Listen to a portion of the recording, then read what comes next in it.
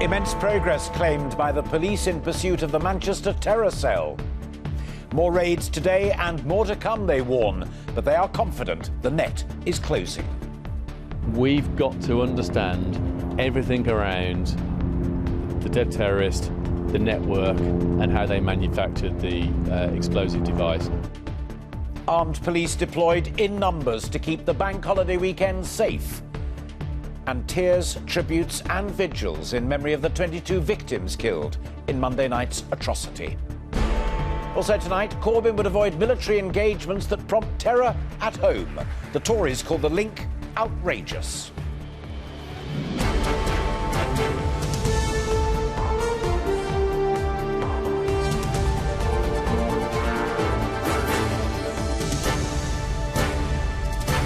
This is the ITV Evening News with Alistair Stewart.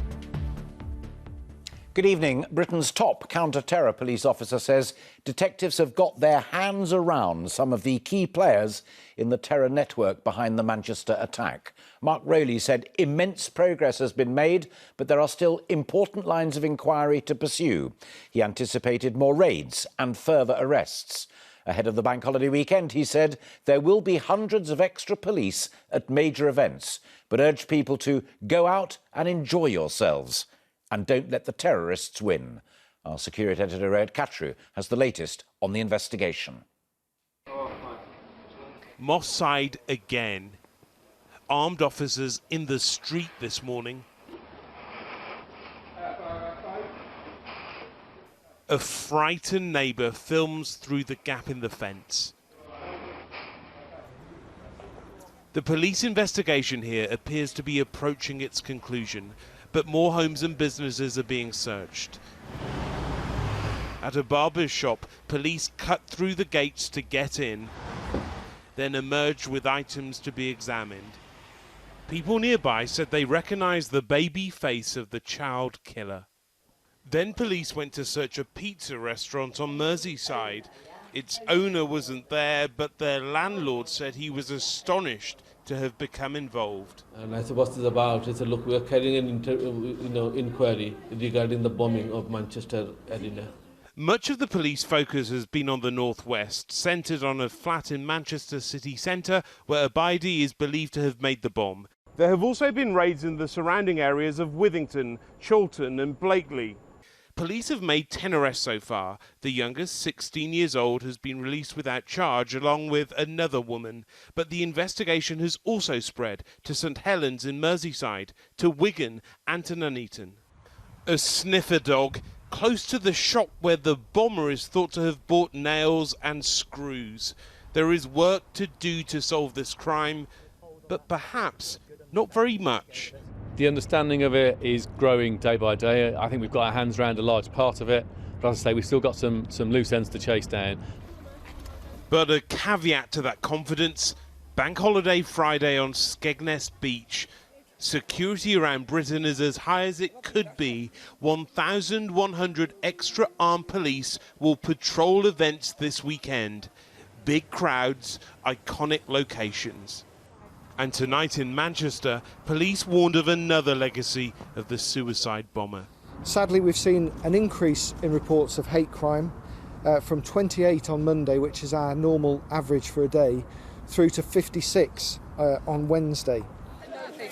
There's still some nervousness about the coming days. This terrifying week, which might have changed Britain, is not yet over. But what investigators can't say for sure yet is whether they have located the bomb maker, although their relaxed tone today is fairly telling. They've made several arrests and each one generates a huge amount of evidence. There are thousands of pieces so far, including hundreds of electronic devices and telephones which require investigation and consideration. And what's more, investigators are saying tonight they expect there to be more arrests. Rohit, thank you. There were more tributes today from the families of some of the 22 victims. The mother of Martin Hett said the 29-year-old was always smiling and had touched so many lives. And tonight, hundreds of people are attending a vigil for Lisa Lees and Alison Howe, two mums who were waiting to pick up their daughters but never came home. Emma Murphy reports. My name's Martin, I'm 27 and I'm from Manchester. I absolutely adore Coronation Street. And that, in his own words, is Martin Hett's way of telling the world about himself. My flat is pretty much a Coronation Street museum. Yet there is much more to say about the 29-year-old than those few lines. And now it's his mother who must speak for and of her son. A son whose life was brought to an end on Monday night. When I think of Martin, all I can think of is smiling, because I have just so many fond and really funny memories, comical memories, him taking the mickey of me, and all that is in my head. So Martin and Russell finished top on 27. This was Martin on Couples Come Dine With Me. His TV appearances and quirky online presence gave him a huge following on social media, and his family were part of it. This tweet says how sorry he felt for his mum when she didn't sell anything on a charity stall. It prompted immediate orders. I've only just realised how many people thought so highly of him, how many lives he touched. It is just simply staggering what I'm hearing. In Oldham tonight, hundreds of people have joined with the families of Alison Howe and Lisa Lees. Today, Lisa's eldest daughter told of the dreadful wait to find out what had happened to the two mothers. For 18 hours we was wondering where they were, looking for them, going around hospitals, showing pictures. I had friends of mine offering to do it. We had a whole search party out there, and all along they was in the building. Now they're left to reconcile their lives without the bedrock of their family. She just didn't deserve to go out like this at all. She deserved to live a longer, happy life, and she deserved to be a nana to my newborn baby. She deserved to see India leave school. She deserved to be there for everything, and it's just so unfair. Such thoughts will be shared by so many others as families try to understand what happened on Monday night and find a way to live on despite their appalling losses. Standing here, the air is heavy with the scent of the flowers that are growing there behind me. More are being laid every single minute. They're being laid to honour the dead, but they are also being laid to offer support to the injured. And today we've been told that 66 people still remain in hospital, 22 in critical care. Every single one of those people has a very long journey ahead as they try to reach recovery. Emma, thank you. Labour leader Jeremy Corbyn was condemned today after he drew links between the attack and Britain's foreign policy. Resuming the election campaign, Mr Corbyn said the war on terror had not worked and sparked extremism at home.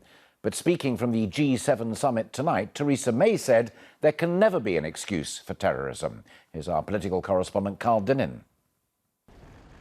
Restarting his election campaign with a speech about the Manchester bomb always carried a risk for Jeremy Corbyn. Are you trying to politicise the Manchester attack? Thank you very much.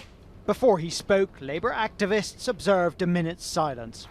And then Mr Corbyn made a speech which linked the fight against terrorism to Labour's policy agenda. There will be more police on the streets under a Labour government, and if the security services need more resources to keep track of those who wish to murder and maim, then they should and they will get them. And he said there was a link between terror attacks and Britain's foreign policy.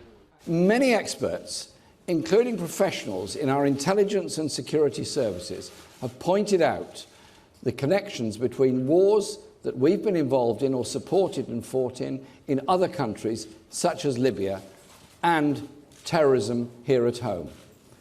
That assessment in no way reduces the guilt of those who attack our children. But speaking from the G7 in Sicily, the Prime Minister said Mr Corbyn had done precisely that. He had reduced the guilt of the bomber. Jeremy Corbyn has said that terror attacks in Britain are our own fault, and he's chosen to do that just a few days after one of the worst terrorist atrocities we have experienced in the United Kingdom. There can never, ever be an excuse for terrorism. There can be no excuse for what happened in Manchester. The Lib Dems condemned Mr Corbyn for using the Manchester attack. To choose to make a political point on the back of that is wrong. I disagree with Jeremy Corbyn's point, but I disagree even more strongly with his timing of making that point. After the terrible events in Manchester on Monday night, many had thought the general election might resume with a softer tone. It hasn't. Carl Dinnan, ITV News. And our Europe editor James Mates is at that G7 summit in Sicily tonight, where you just heard the Prime Minister speaking a few moments ago. James, Mrs May making it clear that more needs to be done to combat terrorism. Yeah, I mean, particularly in the light of what happened in Manchester, she is really leading on this at the G7, the particular emphasis being on tackling extremism and terrorist-related activity online. The fight, she said, is moving from the battlefield onto the internet. And to that end, G7 leaders are wanting the big tech companies to do much more in terms of both taking down extremist material and indeed letting the authorities know more about who was putting it up in the first place. At the moment, they're not trying, though, to tackle that very controversial issue of having the tech companies break their own encryption in order to let intelligence services read their material.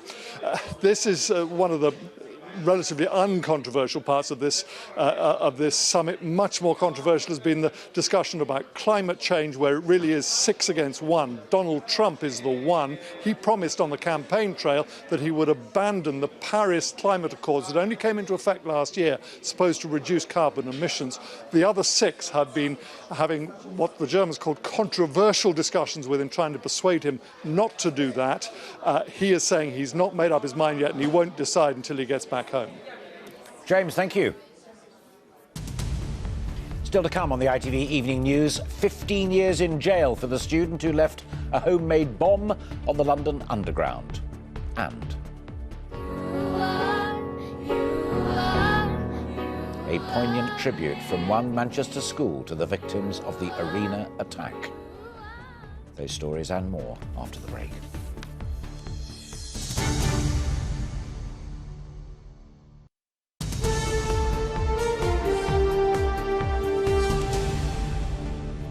Welcome back. There was a timely reminder of the security threat facing Britain today when a young man was jailed for planting a bomb on a busy tube train. 20-year-old Damon Smith, who has autism, built the device at home after reading an article online. The judge said that although Smith wasn't motivated by terrorism, he had committed a serious crime. Martha Fairley reports. Filmed on CCTV, this is Damon Smith carrying a rucksack containing a homemade bomb onto the London Underground last October. He stands casually flicking through a textbook before leaving the bag in the carriage with at least 10 passengers. But when he was questioned by police, the student, who was 19 at the time, told them it was a prank intended to fill the carriage with smoke. I realised it was going to Stratford, right, and I thought it would be a good time to leave my bag for a prank. Smith, who has Asperger's syndrome, had been obsessed with weapons and guns from an early age.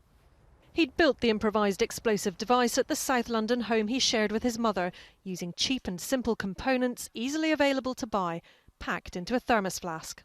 Today he was sentenced to 15 years for planting the bomb, and his mother says the internet made it too easy for him to learn how to do it.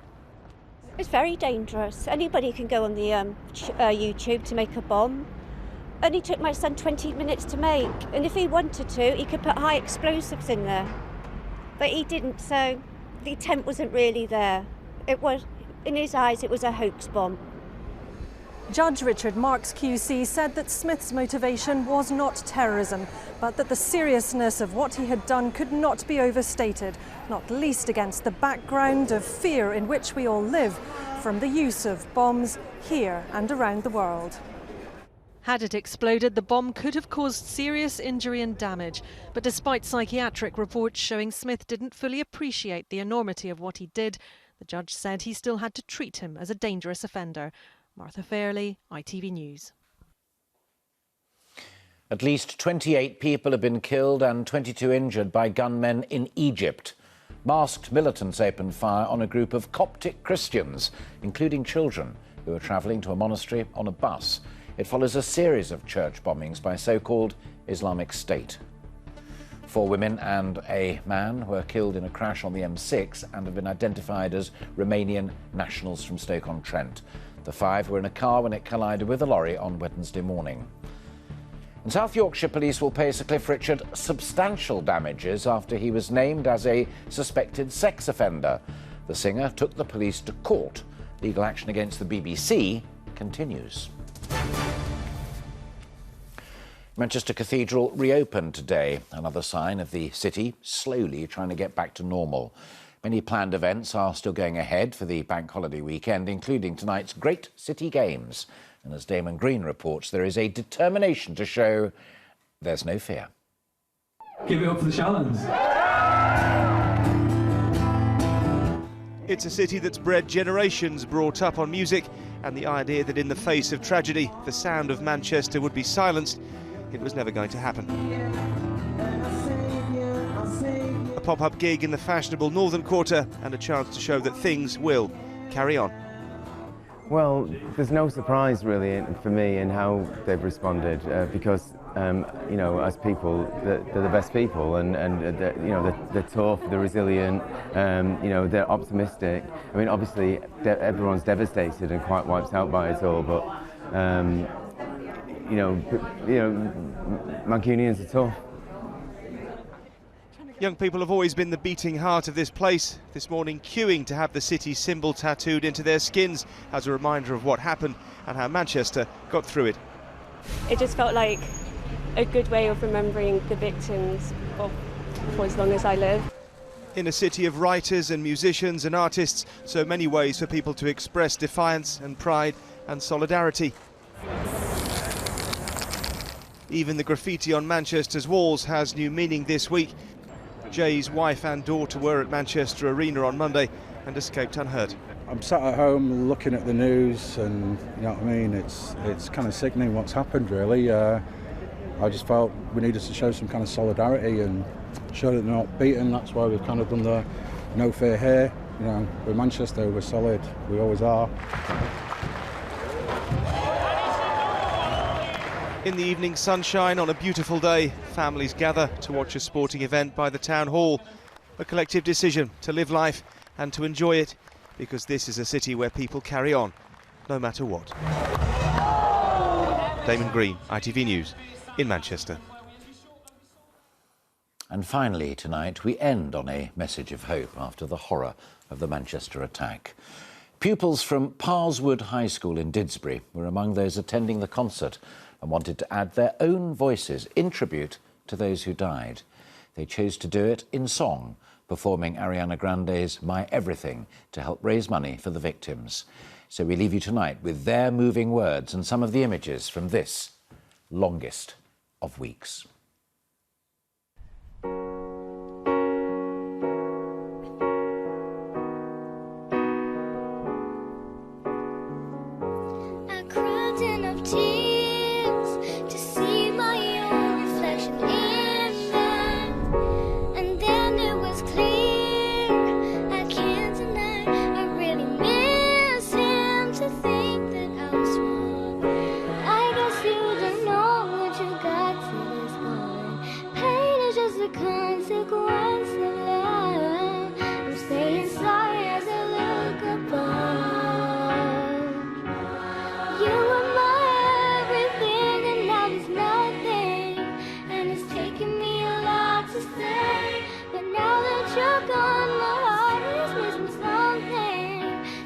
Push my pride.